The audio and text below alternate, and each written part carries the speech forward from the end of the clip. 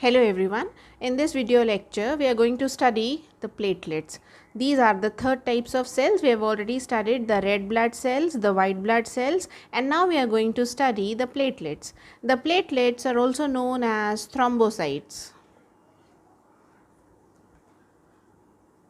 They are so called because the main function of the platelets is to produce the thrombin. So this thrombin is actually meant for blood clotting. So the platelets are known as thrombocytes.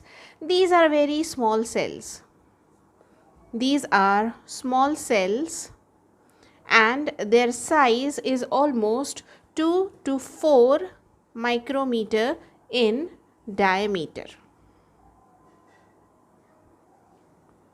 These are the fragments of cells which are formed in the bone marrow.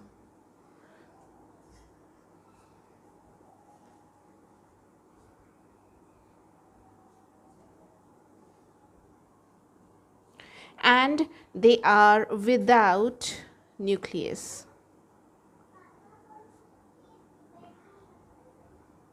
Their number ranges between 2,50,000 to 4 lakh in 1 millimeter cube of blood. So they are not very much as compared to RBCs and even WBCs. They are almost 2,50,000 to 4 lakh in 1 millimeter cube of blood. Now it has only one main function to perform, and that is the blood clotting. The function of platelets is blood clotting. So let us now see the process of blood clotting. Now let us see the process of blood clotting. What is actually blood clotting or blood coagulation? Now this process is actually the formation of a clot in the injury. Wherever there is an injury or a wound, then the blood clots, and this blood clot prevents the further flow of blood so that it does not get lost, and also it also prevents the entry of germs inside the veins. So the blood clotting is a necessary process which in a normal person takes place within 5 to 8 minutes, but then there are almost 13 factors which control the process of blood clotting. Before we study the process of blood clotting, let us view the 13 factors.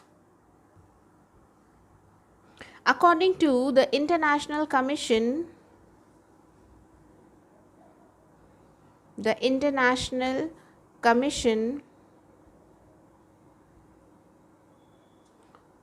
of blood coagulation,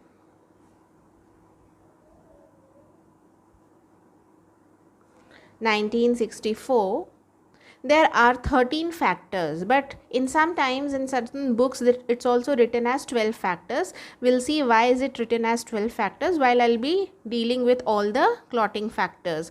So these factors are numbered in Roman numbers and they can never be altered. If it is the first factor fibrinogen, it will always be called as the first factor. We cannot alter the sequence. So the first clotting factor is fibrinogen and the second clotting factor is prothrombin.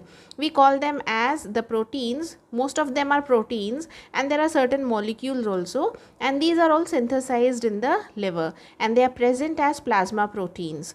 All the clotting factors are present as such in the blood. They simply move about in the bloodstream, but when there is an injury, all of them get activated. So the clotting factors are activated only when there is a wound or an injury. So fibrinogen, prothrombin, thromboplastin, these are all synthesized.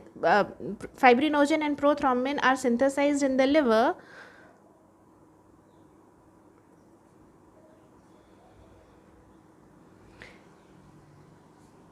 And thromboplastin, which is the third factor, is secreted by the platelets at the site of injury. So the ruptured platelets at the site of injury secrete this particular protein, which is known as the thromboplastin. Then the fourth factor are the calcium ions. Calcium ions are present and they help in the process of blood clotting. The fifth factor is the proaccelerin or the labile factor. And the sixth one is accelerin. Now here I have mentioned that this is a hypothetical factor.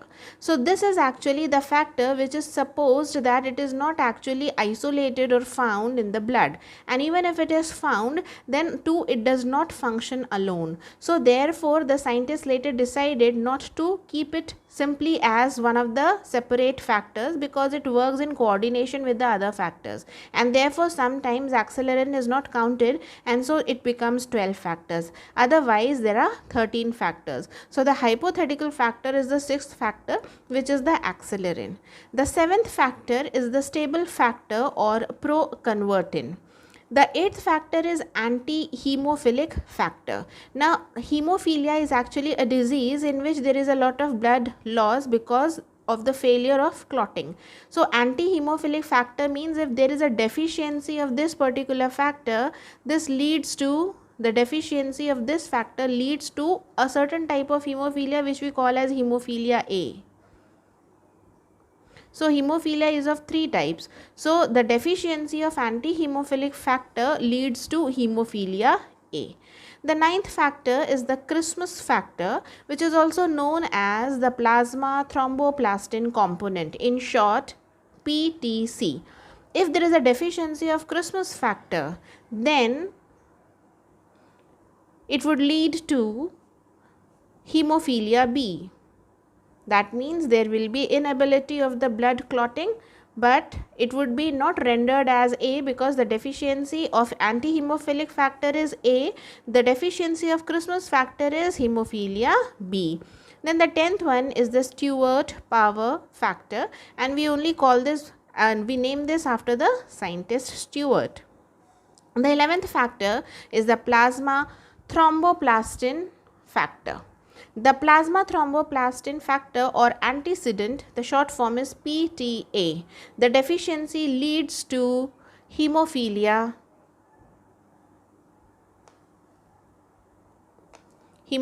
C. Okay, so there are three types of hemophilia because of the deficiency of factor 8, factor 9 and factor 11, the plasma thromboplastin antecedent. Then there is a 12th factor called as Hegeman factor or the surface factor. It is so called as the surface factor because it gets activated when the injury is on the skin, and as soon as the skin gets ruptured, the surface factor gets activated.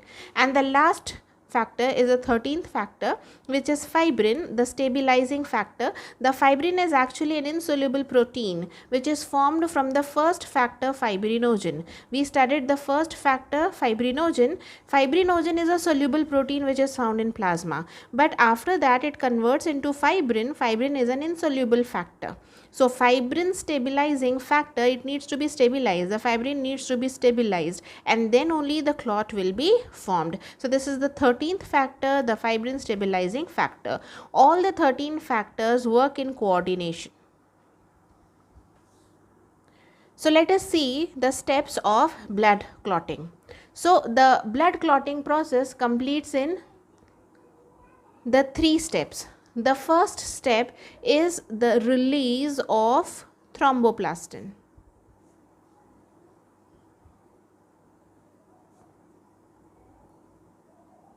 Thromboplastin is a proteinaceous substance which is released by the platelets. So this is released by injured platelets.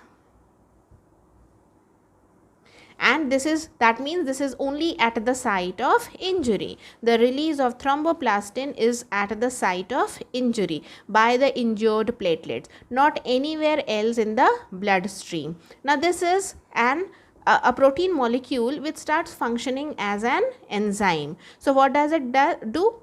the thromboplastin starts acting as an enzyme which converts the plasma protein prothrombin into the active form called as thrombin.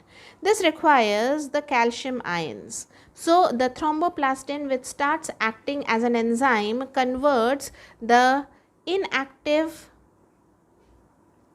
plasma protein which is present in the bloodstream into the active thrombin. So this is the thrombin is the active form of the prothrombin. This process requires the calcium ions. Now this was the second step, and let us now see the third step. In the third step, the thrombin acts as an enzyme, and this will convert the fibrinogen into fibrin.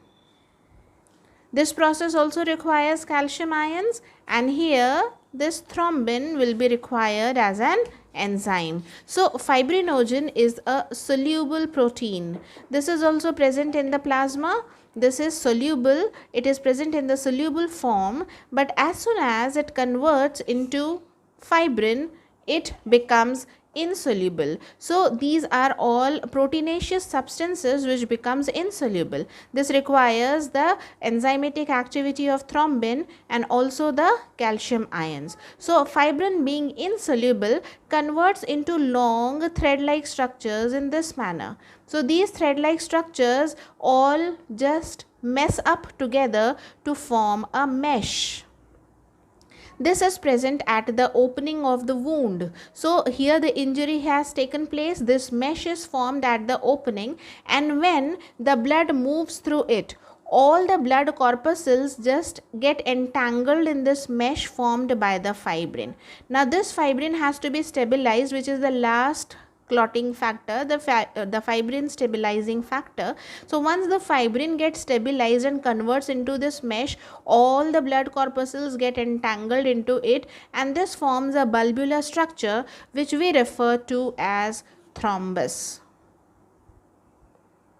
The thrombus is commonly known as the clot. So it is this clot which is the network of the fibrin which has this blood corpuscles entangled in it. So this process, it is a cascade mechanism. When one particular protein or the factor gets activated, the next factor gets activated, and in this way when all the 13 factors get activated, this takes place almost within the 8 minutes span of time, which can even get to 10 minutes. But then if there is inability of this blood clot formation, we refer to as hemophilia. So hemophilia is also known as bleeder's disease because the clot doesn't form and the blood continuously comes out. So what is this clot actually? This is an association of the fibrin and the blood corpuscles. This is a bulbular structure which we call as clot. So this, if does not take place continuously, the blood loss will take place. So this is the process of the blood clotting. So if you have any doubts in this particular video, you may ask me in the comment section, and you may even refer to the questions that are given in the description box. Thank you.